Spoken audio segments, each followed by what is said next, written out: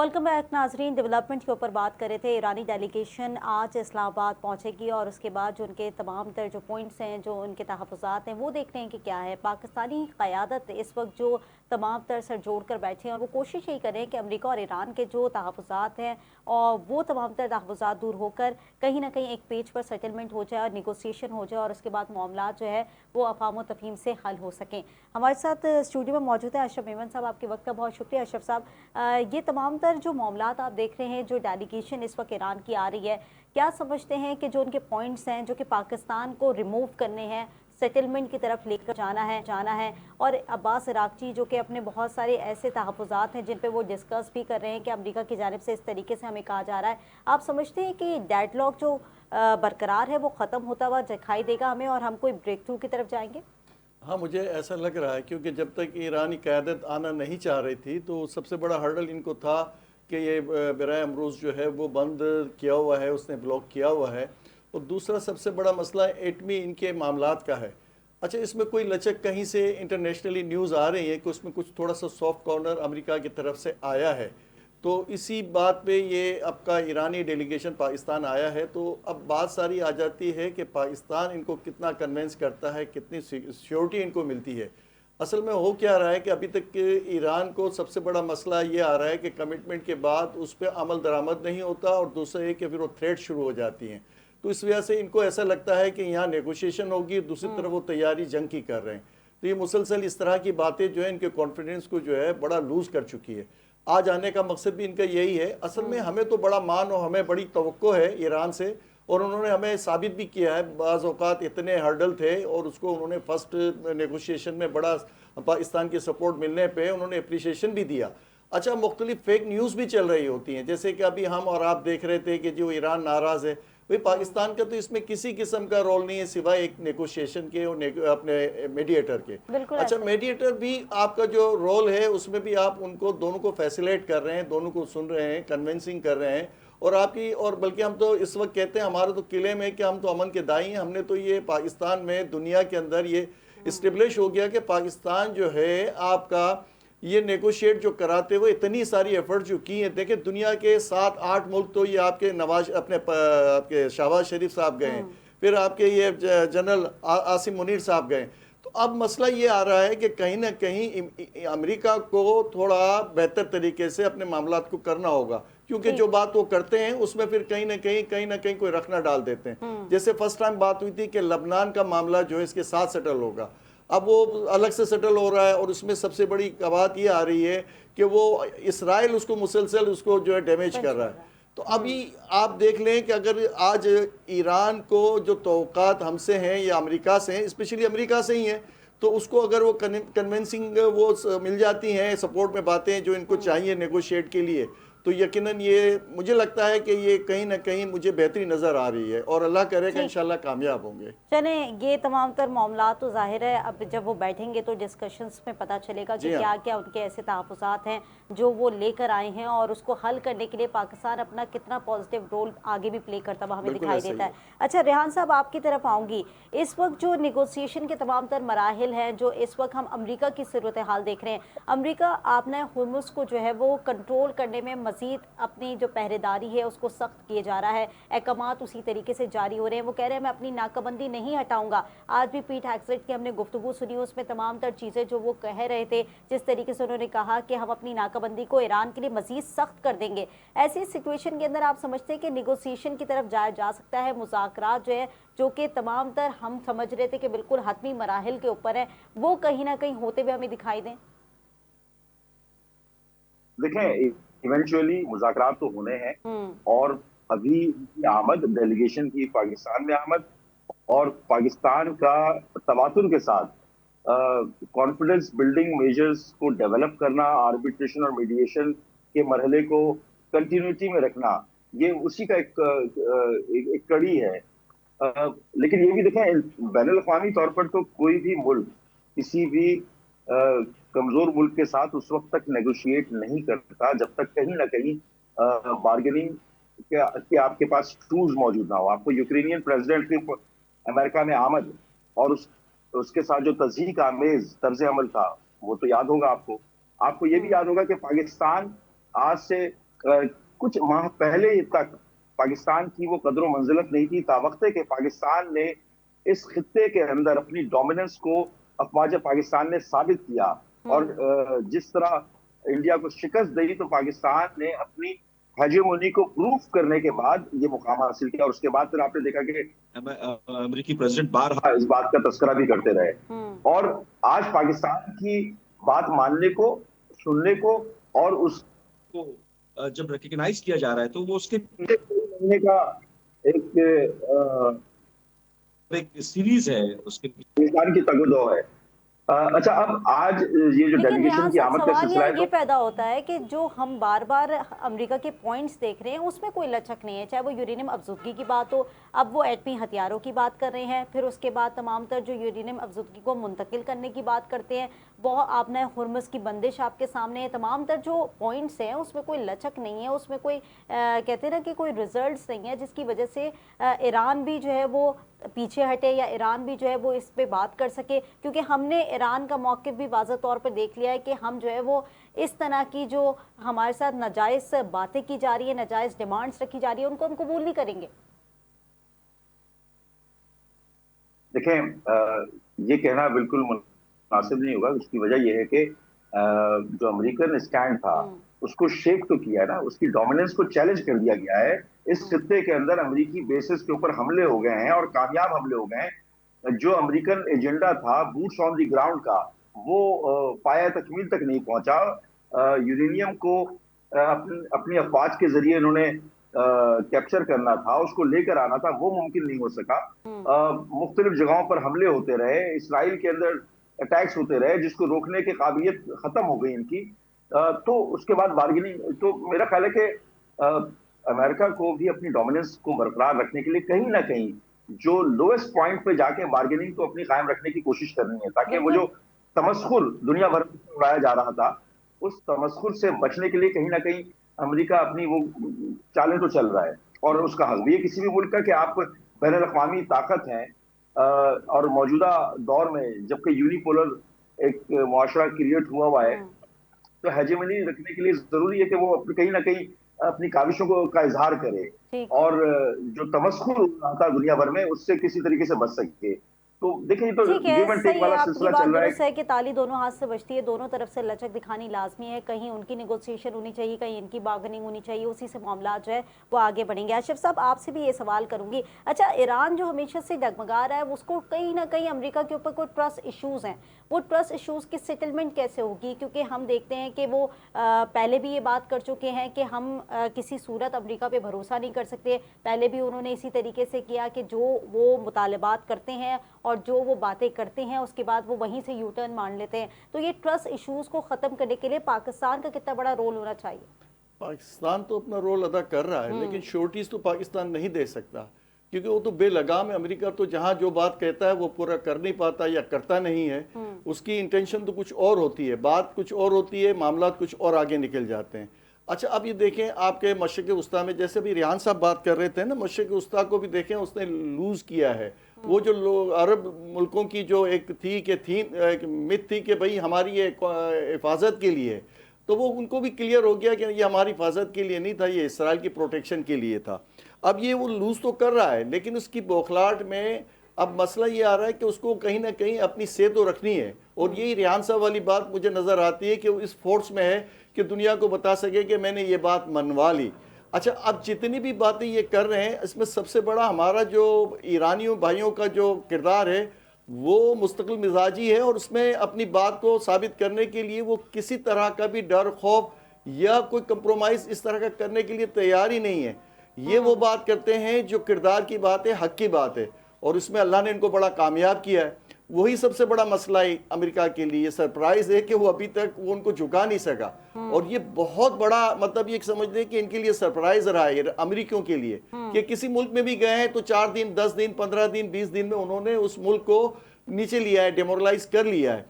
लेकिन अल्लाह का बड़ा करम हो गया, हमारे ईरानी भाइयों ने और वहाँ की जो हुकूमत है उसने साबित कदम रहे हैं, और अल्लाह इनको कामयाब करे। दुनिया मान रही है, वो नहीं मान रहा तो अमेरिका नहीं मान रहा, इसराइल नहीं मान रहा, वो कहता रहे कि ये फेक न्यूज़ है, ये सब कुछ। इंटरनेशनल मीडिया भी इस बात की तायद कर रहा है कि ईरान माशी तौर पे तो बहुत तबाह हुआ है, लेकिन इखलाकी तौर पे, और उसने दुनिया को बता दिया कि अमेरिका इतनी बड़ी ताकत होते हुए भी वो ईरान को झुका नहीं सकता। तो ये एक मोरल सपोर्ट हमें भी मिलनी चाहिए, हमें भी देखना चाहिए आने वाले वक्तों में। हमें भी बहुत सारे हम सेटलमेंट करते हैं, तो हमें भी ध्यान में रखना चाहिए कि ईमान की ताकत और सच जो है हमेशा तरता है। अच्छा, अब बात आप जो कर रहे हैं ना, उसका ट्रस्ट जो है वो कोई भी इसकी श्योरिटी नहीं ले सकता, ना कि वो रूस ले सकता है, ना चाइना ले सकता है, क्योंकि ये बेलगाम घोड़ा है। अब इसको हम अगर थोड़ी सी मैं बात करूं आगे बढ़ के, कि वो बात कहीं बहुत सारी कर जाते हैं, कुछ दिनों बाद फिर यू टर्न हो जाता है, और कभी भी ट्रम्प साहब की हुकूमत में रहते हुए कोई मामला ऐसा नहीं हुआ कि वो फुल एंड फाइनल उसी तरह से पहुंचा हो जो स्पिरिट हो इसकी। तो ये डर और खौफ ईरान का बिल्कुल सही है, वजह है। अब उसमें जितनी वो सेफ्टी और सिक्योरिटी उसको मिल सकती है वो पूरी कोशिश करेगा। और ये बात सही है कि जो इसकी जो हक की बात है और उसकी फाइट की बात है, तो उसमें उसने लचक नहीं दिखानी, उसने कंप्रोमाइज। देखें अभी तक ये मामला जितने भी रहे हैं, इसमें कहीं पे भी ऐसा नहीं हुआ कि वो कहीं लूज हुआ हो। उसने नुकसान बहुत उठाया है माशी तौर पे, और देखो उठा ही रहा है, लेकिन इसने अपने आप को इस बात के लिए तैयार रखा है कि मैंने अपने मामलात को सीधा करने के लिए इनसे अपने फैसिलिटेड जितने भी मामलात हैं उनको भरपूर तरीके से अभी देखिए कितना बड़ा थ्रेट दे दिया था कि मैं निस्तो नाबूद कर दूंगा और इसकी तहजीब, तो दुनिया उसके खिलाफ हो गई, ट्रम्प के खिलाफ वो हो तो गई। अशरफ साहब थ्रेड तो वो अभी भी कर रहे हैं, और जिस तरीके के थ्रेड आ रहे हैं वही पे उसी पे ईरान को जो है वो कहीं ना कहीं ट्रस्ट इश्यूज हैं। इस पॉइंट को मैं आपको मजीद भी कंटिन्यू आपके साथ करूंगी, क्योंकि इसके ऊपर मजीद भी हमने बात करनी है कि किस तरीके से थ्रेड जो आ रहे हैं वो रद्द अमल सिर्फ और सिर्फ क्या एक लफ्जी रद्द अमल है, या इसके इफेक्ट्स जो वो कहीं ना कहीं हम मुज़ाकरात में भी देखेंगे। रियान साहब, आपसे एक बात जानना चाहूंगी, जिस तरह से हम इस वक्त देख रहे थे कि पाकिस्तान ने माजी में भी अमेरिका का जो है वो बड़ी मदद की है, बड़ा साथ दिया है, और उसके बाद अमेरिका की तरफ से हमें जो हमेशा से रिस्पांस आया वो डू मोर का आया। अब जो इस वक्त जो पाकिस्तान का किरदार है अमेरिका के साथ, एक सिफारती सतह पे भी बड़ा नुमाया किरदार है, और अमेरिका के साथ भी जो इस वक्त किरदार पाकिस्तान अदा कर रहा है वो सबके सामने है। ऐसी सिचुएशन में आप क्या समझते हैं कि आगे चल के पाकिस्तान क्या अमेरिका के साथ मौशी तौर पर भी आगे के मराहिल तय कर सकेगा? क्या इन्वेस्टमेंट पाकिस्तान के अंदर आ सकेंगी अमेरिका की? देखें, आपने जिस डू मोर का तस्करा किया है, उस डू मोर के चक्कर में तो पाकिस्तान के 70,000 के करीब सिविलियंस और फौजी जवान शहीद हुए। Pakistan front line state against terrorism रहा, और आज तक उसका खुमियाजा भुगत रहे हैं।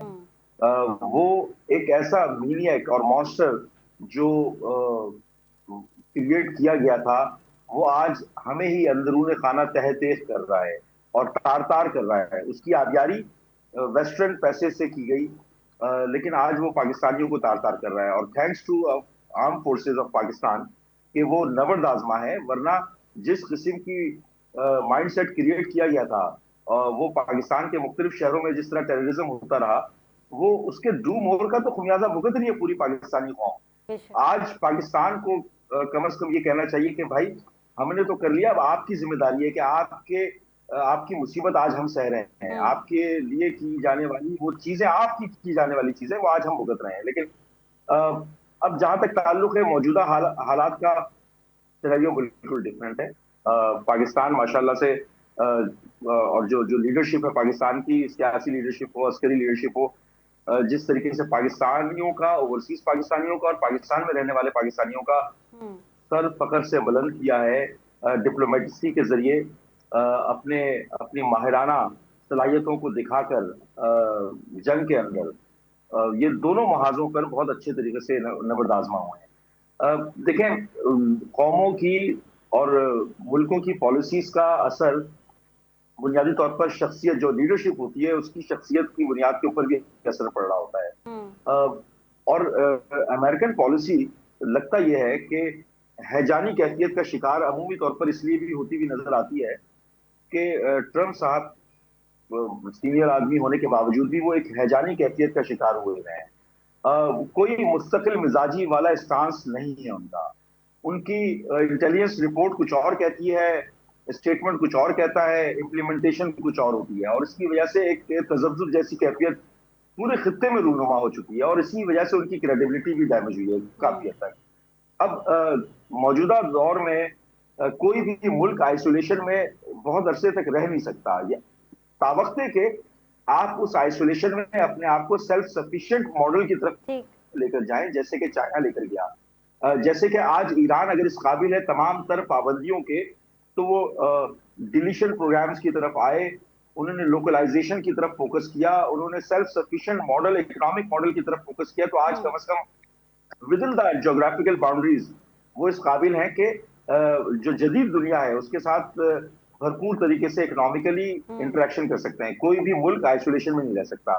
ठीक है, पाकिस्तान ये बिल्कुल की दुरुस्त कहा आपने। खुशनुमा जाहिर है है कि कोई भी मुल्क आइसोलेशन की तरफ नहीं रह सकता, और आइसोलेशन में अगर किसी मुल्क को डाल दिया जाता है तो ज़्यादा अरसे तक उस चीज़ के ऊपर जो है वो नहीं रह सकता। इफेक्ट्स जो है वो कहीं ना कहीं मुरतब होने लगते हैं, और पूरे खत्ते के ऊपर जो है वो इसके असरात मुरतब होते हैं। अच्छा अशरफ साहब, आप से मैं जो तमाम तरह गुफ्तगू कर रही थी वो डेलीगेशन के ऊपर कर रही थी। अब ये जो तहफ़्फ़ुज़ात हैं, आप क्या समझते हैं कि आगे चलकर अब इन तहफ़्फ़ुज़ात का क्या रिज़ल्ट निकल सकता है? क्योंकि पाकिस्तान के साथ जो आज ईरानी डेलीगेशन बैठेगी उसमें वज़ीर-ए-आज़म शहबाज शरीफ से भी मुलाकात है, और फिर मार्शल आर्ट से मुनीर भी मुलाकात करेंगे। जो तमाम तर उनकी गुफ्तगू है, जो उनके पॉइंट्स हैं वो भी सुने जाएंगे, और उसके बाद अमेरिका को ज़ाहिर है वो चीज़ों को डिलीवर किया जाएगा। लेकिन अमेरिकी जो डेलीगेशन है उनकी तरफ से तमाम तर चीज़ें जो कि हमने देखी कि पहले भी JD वैंस आने के लिए तमाम तर चीज़ों के साथ तैयार थे, और उसके बाद फिर उनका दौरा मौखर हो गया, फिर उसके बाद चीज़ें जो है वो कहीं ना कहीं रुक गई, स्टे हो गई। अब वो चीज़ें हम कैसे बढ़ते हुए देखेंगे?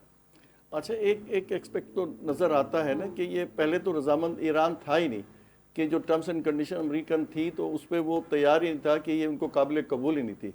कहीं ना कहीं कुछ ना कुछ तो बेहतरी हुई है, जो अभी ओपन नहीं है लेकिन कहीं ना कहीं ऐसा है, सॉफ्ट कॉर्नर नज़र आया है। तो ईरानी डेलीगेशन आया है और मुझे लगता है कि इंशाल्लाह पॉजिटिविटी के साथ कुछ मामलात आगे बढ़ेंगे, क्योंकि उसका एक्सटेंड करना, जंग को आगे बढ़ाना, जंग की जो है वो उसमें पीरियड को बढ़ाना, तो ये सारी चीज़ें जाहिर करती है कि कुछ ना कुछ आगे बेहतर नज़र आ रहा है। लेकिन अब बात क्या है कि वो कोई ना कोई एक बयान ऐसा वहाँ से अमेरिकन हुकूमत की तरफ से आ जाता है जो बड़ा डिस्टर्ब कर देता है इस नेगोशिएशन को। तो वो मिजाजन उनकी तबीयत में इस तरह का है कि किसी न किसी वक्त कोई ना कोई शोशा, हालांकि उस पर इम्प्लीमेंट हो या ना हो, लेकिन वो शिद्दत इतनी होती है कि वो सारे जितने मामला हैं वो सबुताज हो जाते हैं। तो अब बेस्ट तो यही है कि अल्लाह करे कि हम सब गुमान रखते हैं, अच्छा गुमान रखते हैं कि पाकिस्तानी अपने अपने ईरानी भाइयों को कायल कर लेंगे और कन्विंस कर लेंगे कि आपके लिए क्या बेहतरी है। अब उसमें उनकी सवाबदीद पे है, लेकिन उम्मीद की जा सकती है कि अब कुछ, क्योंकि बीच में तो बिल्कुल डेड लॉक था, कहीं बात कोई सुनने को लिए तैयार ही नहीं थे अपने ईरानी भाई, और वो डेलीगेशन आते आते आखिरी टाइम पे वो चला नहीं आया। अब मजमूई तौर पे हमें तो उम्मीद अच्छी रखनी चाहिए, और दुनिया भी है बहुत कीन है कि किस तरह ये मामला बेहतर हो जाएं, क्योंकि माशी तौर पे दुनिया बहुत पीछे चली गई है। इंसानियत के लिहाज से आपके ह्यूमन बीइंग के मामलात हैं सारे, देखें कितनी तबाही हुई है। और ये अमेरिका को तो फर्क इसलिए नहीं पड़ता कि वो थ्रेड है उसका, वो अरबों से ले लेगा, वो नेटो से ले लेगा, लेकिन ये जो बेचारे मशरक़ वस्ता के जो छोटे मुल्क हैं, या पाकिस्तान है, एशिया के बहुत सारे मुल्क हैं, इनको तो बहुत इफेक्ट पड़ रहा है। यहाँ तक देखिए, अभी आप इंडिया में आप देख रहे थे कि अभी कल मैं देख रहा था कि बहुत सी जगहों पे तो फैक्ट्रियाँ बंद हो गई हैं, उनके मामला सारे। अभी पाकिस्तान का तो अल्लाह का शुक्र है कि वो हालात नहीं है, अल्लाह लाए भी ना, लेकिन आने वाला वक्त अगर ज़रा सा और बिगाड़ आ गया तो ये महंगाई और ये जो तूफ़ान है इसका बहुत ज़्यादा इम्पेक्ट बहुत बुरी तरह से पड़ेगा। ठीक है, ज़ाहिर है ग्लोबली इसके असरात मुरतब होते हैं, और मुख्तलिफ जो कंट्रीज़ हैं उसकी जद में आना शुरू हो जाती हैं। जैसे कि अभी भी हमने देखा कि जंग के बायस हम ऑयल की कीमतों में, एनर्जी क्राइसिस की वजह से हम किस तरीके से अभी परेशान हैं। रेहान हाशमी साहब, आपसे ये जानना चाहूँगी, इस वक्त जो मौशी स्टेबिलिटी है पाकिस्तान की, क्योंकि हमने देखा कि जंग की सूरत हाल में भी UAE ने डिमांड की उनसे कर्जा वापस करने की, और उन्होंने आज 3.45 जो उनका बनता है डिपॉजिट वो उन्होंने जो है वापस किया है। आप समझते हैं कि ये कहीं ना कहीं इशारा है कि कोई ना कोई चीज़ जो है वो हमारे बीच ख़राब हो सकती है? क्योंकि इस सिचुएशन के अंदर चीज़ों पे इस तरीके से बात करना या कर्ज़े को वापस मांग लेना, लेकिन आप एक तरफ साइन ये भी देखें कि पाकिस्तान की जो मौशी स्टेबिलिटी है वो कहीं ना कहीं मजबूत होती हुई हमें दिखाई दे रही है इस सूरत में। जी रेहान साहब।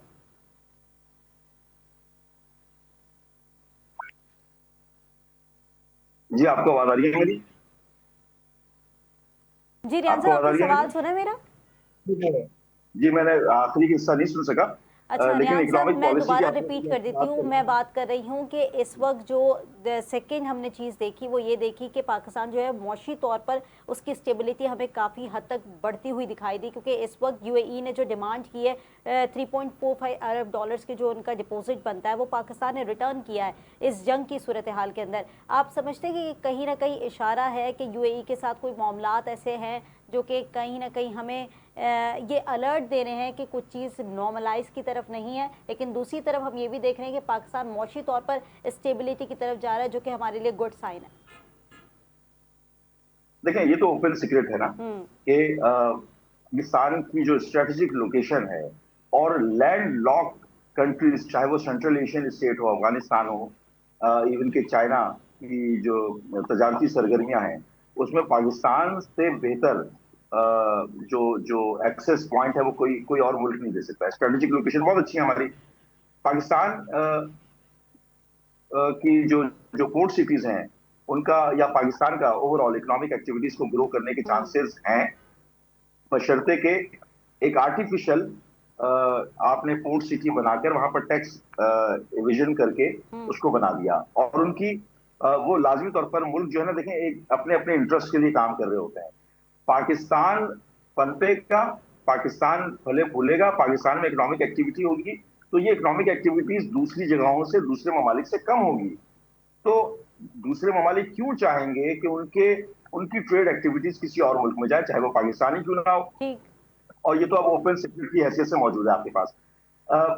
कुछ चीजें होती हैं ब्लेसिंग इन डिस्गाइज, हम्म। आपके ये बाइस से रहमत होती है कुछ चीजें, चाहे वो क्राइसिस हो, चाहे वो अपॉर्चुनिटीज हो। Crisis always creates an opportunity. Hmm. And sorry to use this word, क्योंकि इसमें सैकड़ों और हजारों लोग शहीद हो चुके हैं, मर चुके हैं। उसके बावजूद भी it is an opportunity for the countries hmm. कि आप अपने मुल्क को क्या साबित कर सकते हैं अगले 10 सालों के लिए, 20 सालों के लिए। अपने मुल्क का इमेज क्या किस किस किस किस्म का बना सकते हैं, इकोनॉमिक एक्टिविटीज किस तरह ग्रैब कर सकते हैं, अपने मुल्क में ईज इन डूइंग बिजनेस की अपॉर्चुनिटीज उन इन्वेस्टर्स के लिए, उन ऑर्गेनाइजेशंस के लिए किस तरह क्रिएट कर सकते हैं, इकोनॉमिक प्रॉस्पेरिटी किस तरह लेकर आ सकते हैं, ठीक। पाकिस्तान में पॉलिटिकल स्टेबिलिटी या इकोनॉमिक स्टेबिलिटी के लिए गारंटीज किस तरह दे सकते हैं। ये एक पैरेलल चीजें ठीक चल है रही रियान हैं, साहब, बहुत ही आपका ऐसा पॉइंट मेरे पास आ गया। अच्छा साहब, आपसे भी यही जानना चाहूँगी, क्योंकि जिस तरीके से यूएई की इस पोजीशन के ऊपर ये डिमांड है, आप समझते हैं कि कहीं ना कहीं ताल्लुकात की खराबी का इशारा है? जी हाँ, आप इस वक्त देखें कि हमने ज़्यादा हमारा झुकाव रहा है सऊदी अरब के साथ। हमारे जो कमिटमेंट्स, हमारे एग्रीमेंट्स, वो सारे हमारे सऊदी अरब के साथ हमारे हो गए। अब वो यूई भी चाह रहा था कि हम उनके साथ अपनी अटैचमेंट हमारी बढ़े, हमारे नेगोशिएशन हमारे कुछ हुए भी। लेकिन क्योंकि हमारा सबसे बड़ा मसला ये है कि हमने शुरू से ही हमने सऊदी अरब को ही प्रेफरेंस दिया है, और वो हमें सपोर्ट भी बेतहाशा में मिली है सऊदी अरब से। अब ये फिर इंटरनेशनली देखा ये गया है कि यूएई का जो सबसे बड़ा झुकाव जो है वो इंडिया और इसराइल की तरफ ज़्यादा रहा है पॉलिटिकली। इशारा जो अभी रेहान साहब का भी यही था। अब क्या होता है कि जिनके जो बेस्ट इंटरेस्ट होते हैं वो उस तरफ ही सारे फैसले कर रहे होते हैं। हमें लगा कि हमारे लिए सऊदी अरब है हमारी सपोर्ट के लिए, और सबसे बढ़ के ये है कि हम जब भी कोई बात कहते हैं तो लब्बैक करते हैं। इस तरह का, इसी तरीके से वो जब हमसे कुछ डिमांड करते हैं तो हम भी उसी तरह उनको फैसिलेट करते हैं। अच्छा, अब ये तो बातें इंटरनेशनली बहुत सारी हैं। अभी जो हम बात कर रहे थे ना, इसी पैक की बात कर रहे थे, गवादर की बात कर रहे थे, इंटरनेशनली ये दुनिया को जो है ना ये सपोर्ट कर रहा है, ये बहुत ज़बरदस्त आइडियल है। दुबई इनको आइडियल नहीं है, वो तो इंटरनेशनली हमने अपने कराची के हालात ख़राब हमारे हुए, वो जो कि बाकायदा प्लानिंग से किया गया है, और अभी भी जो हम अपनी तरफ ध्यान नहीं दे रहे, तो वो हम बहुत बड़ा लॉस कर रहे हैं। इस जंग में हमें जितना बेनिफिट मिलना चाहिए था हमने अपनी फेवर में किया ही नहीं है। हमने अपने यहाँ के इकोनॉमिक जो रिव्यू होने चाहिए थे, बहुत सारी फैसिलिटीज़ देनी चाहिए थी, ये ब्लैक एंड वाइट का जो मसला था वो उसको थोड़ा सा बेहतर तरीके से देखना चाहिए था। लोगों का ये जो अमाउंट है, या जिसको कहना चाहिए कि जितनी भी दौलत जा रही है दूसरी तरफ जा रही है, हमें तो उसका भी एक 5% भी अभी हमारी तरफ नहीं आ रहा, जो कि ये पाकिस्तान पे बहुत सारा इन्हिसार हो सकता है और आगे जाके होना चाहिए। अब ये पॉलिसियाँ हमारी जो इंटरनेशनली फेवर में आनी चाहिए, तो उसके लिए तो अभी हुकूमत इस पाकिस्तान को ही देखना होगा कि किस तरह के ठीक मामला। है अशरफ साहब, आपका पॉइंट मेरे पास आ गया। और जिस तरीके से जाहिर है तमाम तर मामलात इस वक्त चलते हुए हम देख रहे हैं, डेलीगेशन आज रात पहुंच जाएगी और उसके बाद हमने देखना ये है कि कौन से तहफ़्फ़ुज़ात हैं जो कि पाकिस्तान से के साथ बैठ कर सेटलमेंट की तरफ हम जा सकते हैं, और देखना ये है कि मुज़ाकरात जो है जो सेकेंड राउंड जिसकी तवक्को तमाम लोग कर होने हैं। नाज़रीन, प्रोग्राम का वक्त ख़त्म हो गया। मेरे मौजूद गेस्ट मेरे साथ मौजूद है। रेहान साहब आपका भी शुक्रिया, अशरफ साहब आपका भी बेहद शुक्रिया। मुझे अपनी मेज़बान कुरतन बख्श को दीजिए इजाज़त, अल्लाह ने के बाद।